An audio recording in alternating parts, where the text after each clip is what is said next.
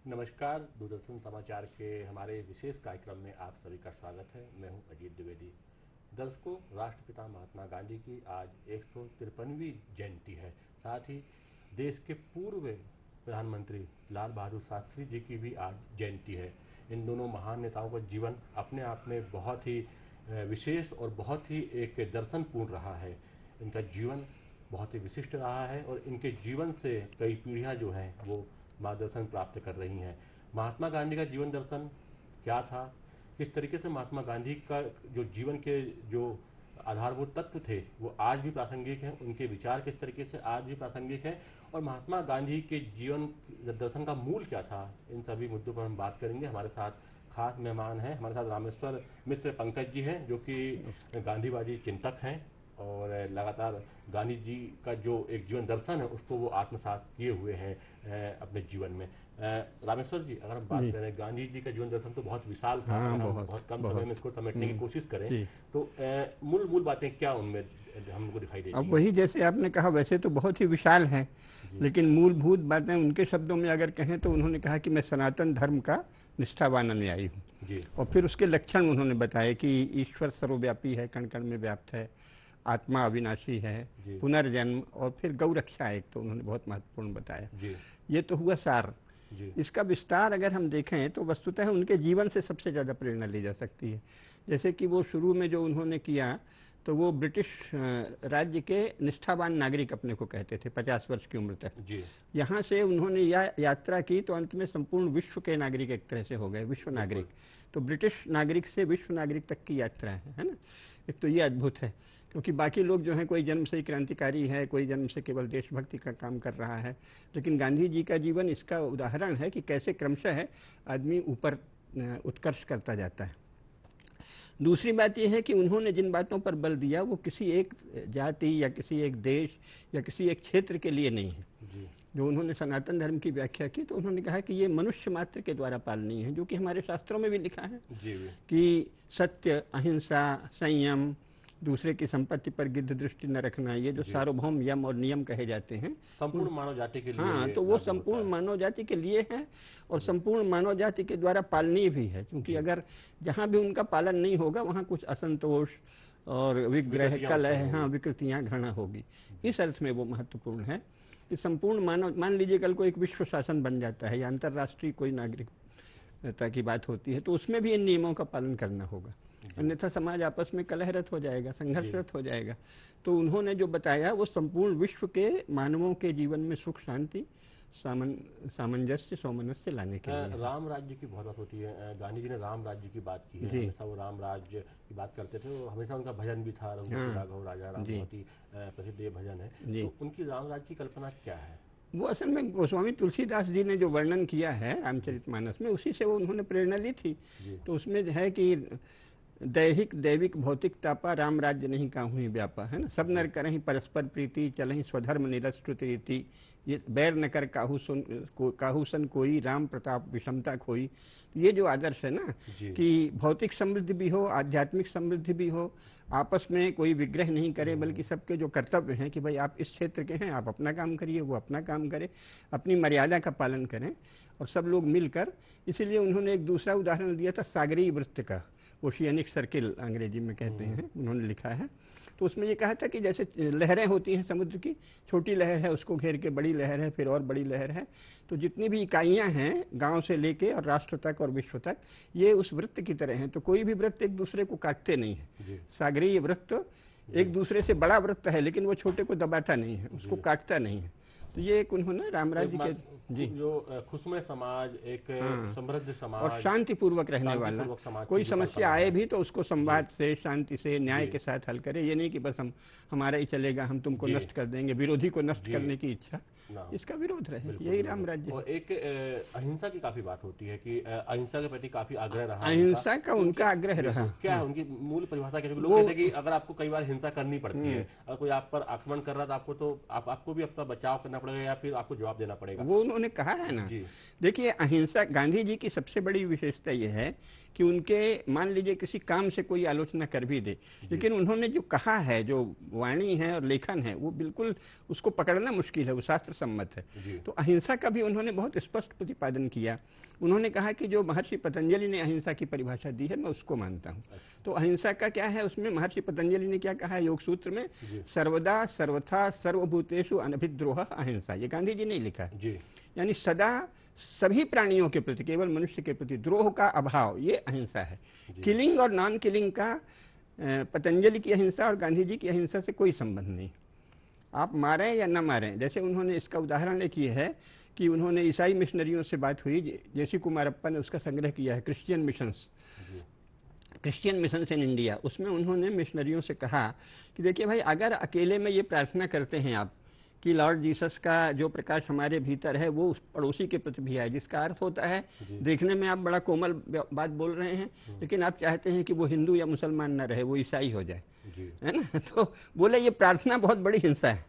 तो गांधी जी की तो हिंसा की ये परिभाषा है कि नहीं, और दूसरे का कुछ छीनने की इच्छा हिंसा है। आप किसी का धर्म लेना चाहो और कहो तो ये कि हम इसकी मदद कर रहे हैं, है ना, किसी का। और जहाँ तक रक्षा की बात है, ये तो उन्होंने साफ कहा है कि अगर हम अहिंसा पूर्वक अपनी रक्षा न कर पाएं तो आवश्यकता पड़ने पर बल प्रयोग करना चाहिए। ये तो 50 जगह कहा है गांधी जी ने। बल्कि अंत में जब कुछ तनाव हो रहा था तो उन्होंने ये वक्तव्य दिया कि हमारी बहनों के साथ या कुछ जब कोई दंगाई गड़बड़ करते हैं तो उनके जो लोग हैं उनको बल प्रयोग करना चाहिए। इस पर उर्दू प्रेस में उनको बहुत गालियां छपी। तो उसके 8 अगस्त 1946 का उनका बाकायदे कांग्रेस कार्य समिति में भाषण है कि आप लोग कृपा करके मुसलमान भाइयों से पूछिए कि मैंने तो सदा उनका भला चाहा है, मुझे गाली क्यों दी जा रही, मुझसे घृणा क्यों की जा रही। क्योंकि उन्होंने कह दिया कि भाई अगर दंगाई कुछ करता है तो आपको मारना चाहिए। तो उनकी हिंसा की परिभाषा करने का अधिकार आपको है। हाँ, बिल्कुल। अगर आप प्रतिरोध नहीं करते तो वो आप अपने ऊपर हिंसा कर रहे हैं एक तरीके से, या कहें। हाँ, यही तो उन्होंने कहा कि हिंसा का विस्तार करने में आप सहायक नहीं बनिए। आप मान लीजिए कोई हिंसक शक्तियां हैं, समाज को नष्ट करना चाहती हैं, मोहल्ले में आग लगाना चाहती हैं, अब आप वहाँ अहिंसा करने बैठ गए, तब तक आग लग गई, तो ये तो हिंसा में सहयोग हुआ। तो अगर आप में इतना प्रभाव है, किसी में होता है कि वो खड़ा हो गया तो बड़े बड़े दंगाई भी सिमट जाते हैं, तो ठीक है, आपके व्यक्तित्व में अगर इतना प्रभाव है कि आपके खड़े होने से शांति हो जाती है तो बहुत अच्छा है, वो सर्वोत्तम है। लेकिन अगर नहीं होता तो आपको बल प्रयोग से उसे रोकना चाहिए। बिल्कुल, ये है तो बहुत स्पष्ट है। बड़े स्तर पर इसके बड़े परिप्रेक्ष्य में इसकी पर जो बहुत बड़े परिप्रेक्ष्य में, और उसको समझना बहुत जरूरी है। हाँ, उसका किलिंग नॉन किलिंग से संबंध नहीं है, बहुत ही व्यापक संबंध है। बिल्कुल। सत्याग्रह को लेकर काफी, सत्य का आग्रह काफी, सत्य का आग्रह है। उन्होंने शुरू में तो खैर प्रयोग थोरो वगैरह से किया था, सत्य का प्रयोग अलग बात है। सत्याग्रह जो है वो उनका यही कहना था कि भाई जीवन में सबसे पहले तो सत्य का ही आग्रह रखना चाहिए। क्योंकि अगर आप, लेकिन सत्य में भी देखिए ये सब चीज़ें क्या हैं कि राजनीति में या समाज में भी आने पर सब चीज़ विवादास्पद हो जाती है। जैसे सत्य, तो उस समय लॉर्ड कर्जन ने लिख दिया कि हिंदू धर्म में सत्य की कोई अवधारणा ही नहीं है। तो गांधी जी ने उपनिषदों से, गीता से, सबसे बहुत सारे उपनिषदों से विशेषकर उदाहरण देके बताया कि हमारे यहाँ तो सत्य पर इतना बल दिया है। तो क्यों वो लोग सत्य क्या कहते हैं, जो मोनोथीस्ट रिलीजन है, वो सत्य क्या कहते हैं, अगर आप हमारे फेथ को मानो तो वो सत्य है। हाँ, जैसे आप अगर जीसस को मानते हो और जीसस के पिता को मानते हो, गॉड को, तो वो सत्य है। और अगर आप राम कृष्ण शिव को मानते हो तो फॉल्स गॉड्स हैं। तो ये सत्य से मतलब नहीं था। उनका कहना है कि सत्य वो है जो सबके द्वारा परीक्षण के बाद सर्वमान्य हो। जैसे सूर्य पूर्व में उगता है तो ये सत्य है। लेकिन कोई कुछ और कहने लगे कि नहीं वो भ्रम है, सूर्य पूर्व में नहीं उगता, तो वो सत्य नहीं है, भले वो उसका फेथ है ना। तो इसलिए सत्य से मतलब है कि जो सर्व स्वीकार्य हो, जो सबको दिख भी रहा हो और परीक्षण के द्वारा जो सही निकले, वो सत्य है। तो उसका आग्रह, ये नहीं कि वैसे तो ब्रिटिश शासन, देखिए एक विशेष बात ये है जो कि भारत में पता नहीं क्यों आजकल चर्चा नहीं होती, अंग्रेजों ने एक दिन भी ये हिम्मत नहीं की कि वो घोषणा करें कि हम भारत पर आक्रमण कर रहे हैं या हम भारत को जीतेंगे, कभी नहीं कहा। यानी उन्होंने विधिवत भारत पर न तो आक्रमण की घोषणा की और न कभी माना। उन्होंने दावा क्या किया, हमको राजाओं ने बुलाया है, हमारी अंग्रेजों को मारा जा रहा था यहाँ, तो हम उनकी रक्षा के लिए आए हैं। और फिर क्या कह दिया, हम आपको स्वराज देने आए हैं, हम आपके साथ न्याय करने आए हैं, आपको सिविलाइज करने। हाँ, सिविलाइज करने। तो कुछ लोगों नहीं, जो शासक थे उन्होंने ये नहीं लिखा। सिविलाइजिंग मिशन वहाँ के एकेडमिशियंस की भाषा है, जी। मतलब जो उनके लेखक आदि प्रोपेगेंडिस्ट उन्होंने सिविलाइज ब्रिटिश जो 1 नवंबर 1858 को ब्रिटिश महारानी का वक्तव्य है, उन्होंने कहा कि हम यहाँ अपने जिन राजाओं से हमारी संधि हुई है उनका आग्रह मानकर आए हैं, हम सारी प्रजा के साथ समान रूप से व्यवहार करेंगे, सबको सुख शांति मिले।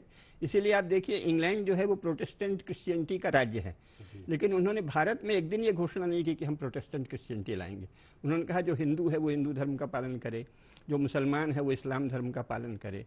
तो इस प्रकार यहाँ उन्होंने दावा क्या किया कि हम आपको स्वराज दे रहे हैं, गुड गवर्नेंस दे रहे हैं, है ना। तो ये फर्क है, उन्होंने ये नहीं कहा कि हम तुमको जीतेंगे और तुमको हराएंगे। तो गांधी जी ने क्या किया कि उन्हीं की बात को सिद्ध किया कि नहीं, तुमने जो दावा किया था वो झूठ है, तुम तो स्वराज नहीं कर रहे हो।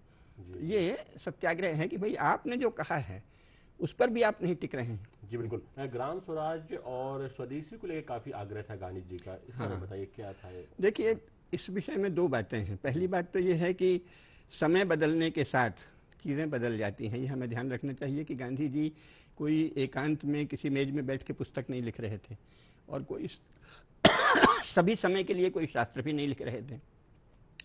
उस समय जो देश का वातावरण था, जिसमें हमारे गांव पहले से बहुत स्वावलंबी थे, जी जी, उस समय तक गांव में अपना खेती पाती होती थी, कोई नमक और कपड़ा लेने पास के बाजार में चले गए, उसको देख के उन्होंने ग्राम स्वराज की बात कही। स्वावलंबी थे गांव हाँ, अपने आप में। अब वो आज किस रूप में होगा इस पे एक्सप्लोर करना पड़ेगा, जांचना पड़ेगा। कुछ चीजें उस समय की परिस्थितियों के अनुरूप थी, उस समय की व्यवस्थाओं के अनुरूप थी, लेकिन अब समय के साथ साथ उनको उस हिसाब से वो आधार ही नहीं बचा है जी। अब तो गांव गांव में शहरी बहुत सी चीजें चली गई हैं, तो इस समय आपको पाखंड लगेगा जी। तो गांधी जी की मूल भावना को तो समझना पड़ेगा कि छोटी इकाई भी स्वायत्त हो, स्वावलंबी हो, बस इतना। और जो ग्राम स्वराज की जो भावना थी कि वो जो डिसेंट्रलाइजेशन ऑफ डेमोक्रेसी, लोकतंत्र का विकेंद्रीकरण हो, तो वो सोच लेना पड़ेगा, लेकिन उसका रूप नया होगा, क्योंकि गांधी जी के समय तो भारतीय समाज भी अलग ढंग के था ना।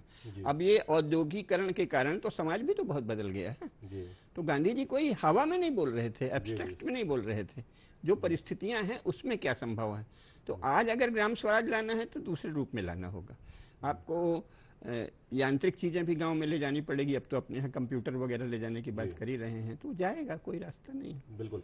रामेश्वर जी, और अगर हम वर्तमान परिप्रेक्ष्य में अगर देखें तो किन किन चीज़ों को आप मानते हैं, क्योंकि अंतर्राष्ट्रीय स्तर पर गांधी जी के दर्शन को स्वीकार किया गया है, उनके चिंतन था उसको स्वीकार किया गया है। वर्तमान में आप क्या चाहते हैं, जो नई पीढ़ी किस तरीके से उसको ले? पहले तो उनका जो मूल है आग्रह कि जो सार्वभौम नियम है जो मनुष्य मात्र के लिए पालनीय है, सत्य, अहिंसा, संयम, दूसरे के धन के प्रति लोभ नहीं रखना, मर्यादा जीवन में, इनको आत्मसात करना पड़ेगा। ये किसी भी स्वस्थ समाज के लिए, भारत हो या विश्व, ये अनिवार्य है। अगर आपने इसका उल्लंघन किया तो नशा फैलेगा, दुर्व्यसन फैलेगा, एक दूसरे की संपत्ति छीनने का अथवा व्यभिचार फैलेगा। तो ये पहले मर्यादित और संयमित जीवन, यही सबसे पहले सीखना चाहिए। पहले है, और कहीं ना कहीं एक राष्ट्रीयता की भावना भी उनके अंदर कूट कूट के भरी थी, और वही जो था वो आज़ादी के आंदोलन में एक प्रमुख रूप से जो है एक हथियार के रूप में सामने आई। और जो कि गांधी का जीवन दर्शन बहुत विशाल, बहुत ही विस्तृत है, इतने कम समय में उसे समेटना मुमकिन नहीं है, लेकिन आपने बहुत ही अच्छी बातें बताई इतने कम समय में। रामेश्वर मिस्टर पंकज जी, आपका बहुत बहुत धन्यवाद। कार्यक्रम में इतना ही, फिर मिलेंगे, तब तक के लिए आगे रहिए पूरी टीम को। नमस्कार।